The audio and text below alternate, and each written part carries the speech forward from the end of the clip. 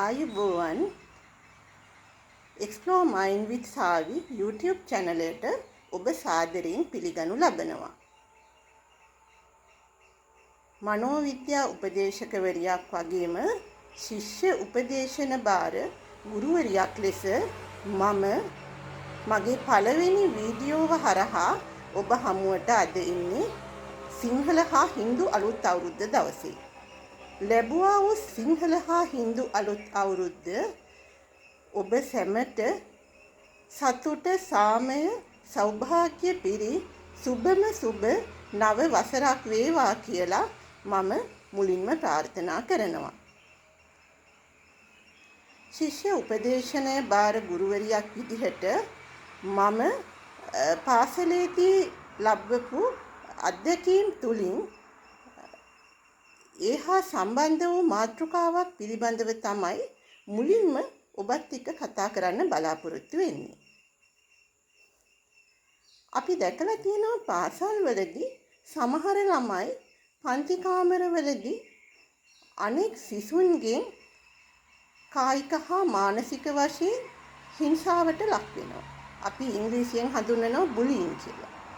ඉතින් මේ විදිහට කායිකව හා මානසිකව හිංසාවට පත්වෙන දරුවෝ ඇතැම් විට යම්කිසි කායික දුබලතාවයක් නිසා එහෙමත් නැත්නම් එයාලගේ මොකක් හරි හැසිරීමේ ප්‍රශ්නයක් නිසා එහෙමත් නැත්නම් වැඩිහිටියෝ ඒ දරුවන් පැමිණෙන පෞල් පරිසරය පිළිබඳව දක්වන ආකල්ප නිසා ඒවා දරුවන්ගේ මනසට කාවැදීම නිසා මෙන්න මේ වගේ හේතු නිසා දරුවෝ අනිත් දරුවන්ගෙන් පාසල තුලදී පන්ති කාමරයේදී කායික හා මානසික වශයෙන් හිංසාවට පත් වෙනවා.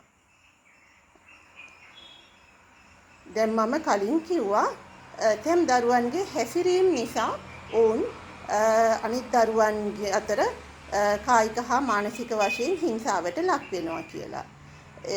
ඒක මම තා ටිකක් පැහැදිලි කරන්න කැමතියි. ඒ කියන්නේ දැන් සමහර දරුවෝ ඉන්නවා අනිත් දරුවන්ට හිංසා කරනවා. ඒකටත් විවිධ හේතු බලපානවා. එයාගේ හිතේ තියෙන යම්කිසි පීඩනයක්, එයාගේ අම්මා තාත්තා අතර අඩදබර සිද්ධ වෙන නිසා, පවුලෙන් එයාව නොසලකා හැරීම, දෙමව්පියෝගේ ආදරේ කරුණාව නොලැබීම, මේ වගේ දේවල් නිසා මේ දරුවෝ මානසික පීඩනයෙන් ඉන්නේ. ඉතින් එවැනි දරුවෝ පාසල් ඇවිල්ලා ඒ මානසික පීඩනය පිට කරන්නේ අනිත් දරුවන්ව හිංසාවට පීඩාවට පත් කරලා. ඉතින් ඒ වගේම තවත් දරුවෝ ඉන්නවා අපිට කියනවා අනිත් දරුවෝ ටීචර් එයා හැමතිස්සෙම අපිට ගහනවා. හැමතිස්සෙම අපේ දේවල් අදිනවා. බඩු අදිනවා. ඒ හින්දායි ටීචර් අපියාට කැමති නැත්තේ. අන්න ඒ වගේ දේවල් දරුවෝ කියනවා. ඉතින් මෙන්න මේ වගේ විවිධ හේතු නිසා මම කිව්වා දරුවෝ පන්තියේදී නැත්නම් පාසල තුලදී කායිකව හා මානසිකව හිංසාවට පීඩාවට පත් වෙනවා කියලා. මේ හිංසාව මම කලිනුත් කියපු විදිහට කොටස් දෙකක්. කායික හිංසනය සහ මානසික හිංසනය. කායික හිංසනය කියලා කියන්නේ අතින් පයින් පහර දෙනවා, කොනිට්ටනවා, ටොකු අනිනවා, එක එක දේවල් වලින් අනිනවා. මෙන්න මේ වගේ දේවල් තමයි කායික හිංසනයට ඇතුළත් වෙන්නේ. මානසික හිංසනය කියලා කියන්නේ ඒ දරුවන්ට තර්ජනය කරනවා, බනිනවා, එක එක නම් හදලා කියනවා, එයාලව කොම් කරනවා, අනිත් ළමයින්ටත් කියනවා එයාත් එක්ක කතා කරන්න එපා, එයාත් එක්ක යාළු වෙන්න එපා, එයාත් එක්ක තරහ වෙන්න, මෙන්න මේ වගේ දේවල් කියනවා. අන්න ඒක තමයි මානසික හිංසනය කියලා කියන්නේ. ගොඩක් විට මේ නම් පට බැඳීම සිද්ධ කරනවා දරුවන්ගේ කායික ස්වභාවය, ඒගොල්ලෝගේ ශරීරයේ පෙනුම, බාහිර පෙනුම පදනම් කරගෙන ගොඩක් වෙලාවට දරුවන්ට නම් පට බැඳීම සිද්ධ කරනවා. ඉතින් මේ වගේ දේවල් නිසා සමහර දරුවෝ නම් මේ වගේ පන්නරය ලබාගෙන එයාලා ඒක ධනාත්මක විදිහට හොඳ විදිහට හරවගෙන මම කොහොම හරි ඉගෙන ගන්න ඕනේ කියලා අපි කියන්නේ කාගෙන වැඩ කරනවා කියලා. අන්න ඒ විදිහට තමන් මානසිකව මේකෙන් පන්නරය ලැබලා මානසිකව ශක්තිමත් වෙලා ඉදිරියට යනවා. හැබැයි තවත් දරුවෝ මේක නිසා ගොඩක් මානසික පීඩාවටපත් වෙනවා. එතකොට මේ වගේ පන්තියේදී හෝ පාසල තුලදී හිංසාවට පීඩාවටපත් වෙන දරුවෝ තුල ගොඩක් වෙලාවට ඇති වෙනවා අනාරක්ෂිත හැඟීමක්. ඒ වගේම කනගාටුවක්, කලකිරීමක්,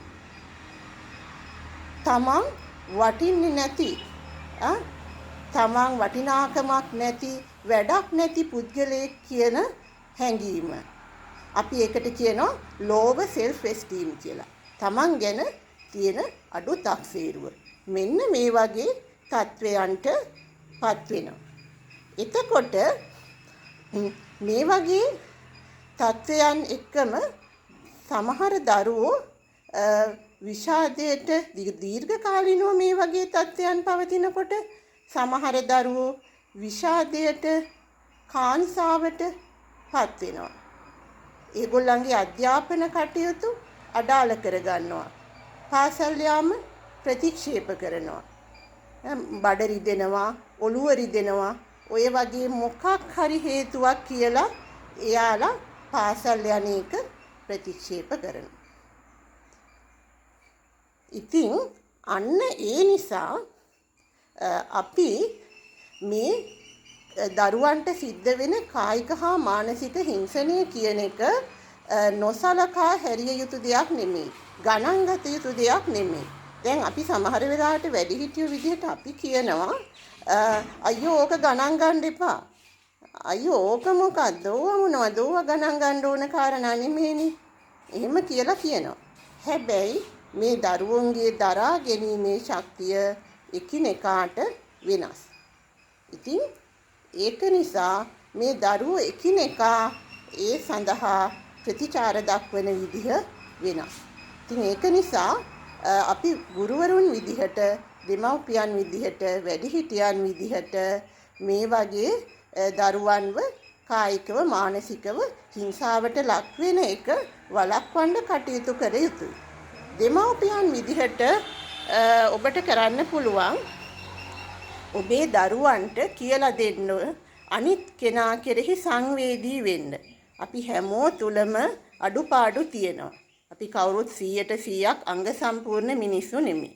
ඉතින් මේ අඩුපාඩු තියෙන දරුවන්ව කොන් නොකර, වැරදි තියෙන දරුවන්ව කොන් නොකර, ඔවුන්ට ඒ වැරදි හදාගන්න උදව් කරන්න අපිට පුළුවන්.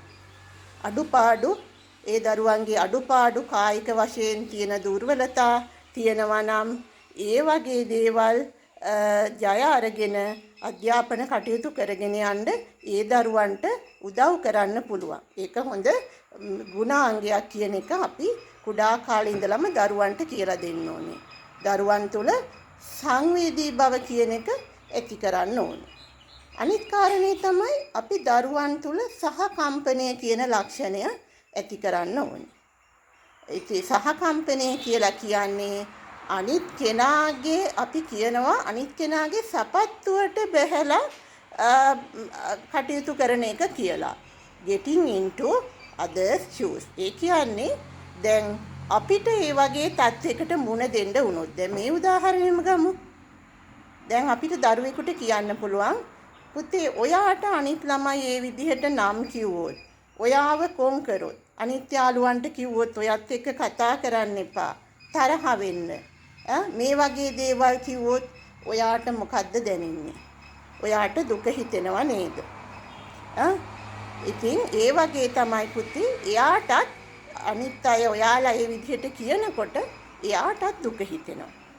ඉතින් ඒකින්ද එයාට එහෙම කියන්න එපා.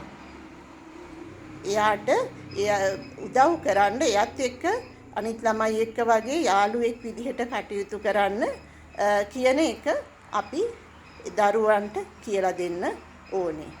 දෙමව්පියෝ වගේම ගුරුවරුනුත් පන්තියේදී මේ වගේ දේවල් වලට ධනාත්මකව ප්‍රතිචාර දක්වනවා නම් ඇත්තටම ගොඩාරියක් හොඳ අපේ ගුරුවරු ගොඩක් අය එහෙම කරනවා. ඇත්තටම ධනාත්මකව ප්‍රතිචාර දක්වනවා. ඉතින් කියන්නේ නැතුව ඇවිල්ලා ටීචර් මෙයාලා මට බනිනවා හැම වෙලේම මට ගහනවා ටීචර් කියනකොට අනේ මේ කරදර කරන්නේ නැතුව යන්නකෝ කියලා එහෙම කියන්නේ නැතුව එහෙම කියන්නේ නැහැ අපේ ගොඩක් ගුරුවරු. ඉතින් එහෙම කියන අය ඉඳලා හිටලා හිටියත් ඒ අය වුණත් එහෙම කියන්නේ නැතුව ඒ දෙයට මැදිහත් වෙලායි පුතේ ඔයාලා මෙයාට කරදර කරන්නේ එහෙම කරන්න එපා මෙහෙමයි ඔයාලට කවුරුත් කරදර කරනවට කැමතිද අන්න ඒ වගේ අපි දැන් බුදුදහමෙත් ඕක කියනවා මේ සහකම්පනය කියන අත්ූපනායක ධර්මපරයය කියලා. තමන් උපමා කරගෙන අනිත් අය ගැන හිතන්න ඕනේ. අන්න ඒ දේ අපි දරුවන්ට කියලා දීලා දරුවන් තුල සමාජ කුසලතා වර්ධනය කරගන්න උදව් කරලා ඒ කියන්නේ යහපත් සංනිවේදනය එකිනෙකාට උදව් කර ගැනීම සහකම්පනය එකිනෙකා කෙරෙහි සංවේදී වීම මෙන්න මේ දේවල් මේ ගුණාංග කරුණාව මෛත්‍රිය මේ ගුණාංග දරුවන් තුල වර්ධනය කර ගැනීමට අපි දෙමව්පියෝ විදිහට වගේම ගුරුවරුන් විදිහටත් මඟ පෙන්වීම ඊටාම වැදගත්. මොකද මේ දරුවෝ සමහර වෙලාවට මේ දරුවන්ට මේ බොහෝ වෙලාවට මේ දරුවන්ට මේක බලපෑමක් වෙනවා. එයාලගේ අනාගතයට ලොකු බලපෑමක් වෙනවා. එතකොට එයාගේ අනාගතයට විතරක් නෙමෙයි මුළු මහත් සමාජයටම මේක බලපෑමක් වෙන්න පුළුවන් සමහර වෙලාවට. මොකද මේ සමහර වෙලාවට මේ පාසලේදී හිංසනයට ලක් වෙන දරුවෝ තුල දොරස්නා සිතුවිලි එතකොට පරිගැනීමේ චේතනා මේ වගේ දේවල් මේ දරුවෝ තුල ඇති වෙන්න පුළුවන්. එයාලා තුල කෝපය වර්ධනය වෙනවා. මේ එතකොට ප්‍රචණ්ඩකාරී බව වර්ධනය වෙනවා. මේ වගේ දේවල් ඒ දරුවෝ තුල සිද්ධ වෙන්න පුළුවන්.